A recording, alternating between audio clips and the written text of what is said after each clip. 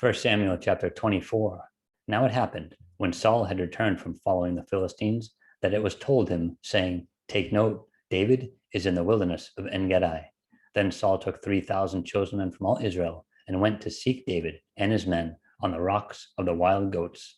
So he came to the sheepfolds by the road, where there was a cave, and Saul went in to attend to his needs. David and his men were staying in the recesses of the cave.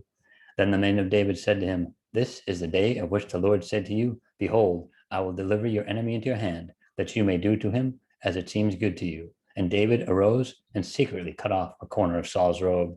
Now it happened afterward that David's heart troubled him, because he had cut Saul's robe. And he said to his men, The Lord forbid that I should do this thing to my master, the Lord's anointed, to stretch out my hand against him, seeing he is the anointed of the Lord.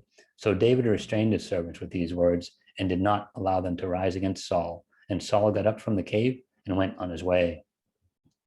David also arose afterward, went out of the cave, and called out to Saul, saying, My lord the king. And when Saul looked behind him, David stooped with his face to the earth and bowed down. And David said to Saul, Why do you listen to the words of men who say, Indeed, David seeks your harm? Look, this day your eyes have seen that the Lord delivered you today into my hand in the cave, and someone urged me to kill you.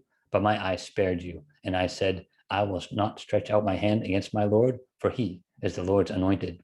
Moreover, my father, see, yes, see the corner of your robe in my hand. For in that I cut off the corner of your robe and did not kill you. No, and see that there is neither evil nor rebellion in my hand, and I have not sinned against you, yet you hunt my life to take it. Let the Lord judge between you and me, and let the Lord avenge me on you. But my hand shall not be against you. As the proverb of the ancients says, Wickedness proceeds from the wicked, but my hand shall not be against you. After whom does the king of Israel come out? Whom do you pursue? A dead dog? A flea? Therefore, let the Lord be judge, and judge between you and me, and see and plead my case, and deliver me out of your hand. So it was, when David had finished speaking these words to Saul, that Saul said, Is that your voice, my son David? And Saul lifted up his voice and wept. Then he said to David, You are more righteous than I, for you have rewarded me with good, whereas I have rewarded you with evil.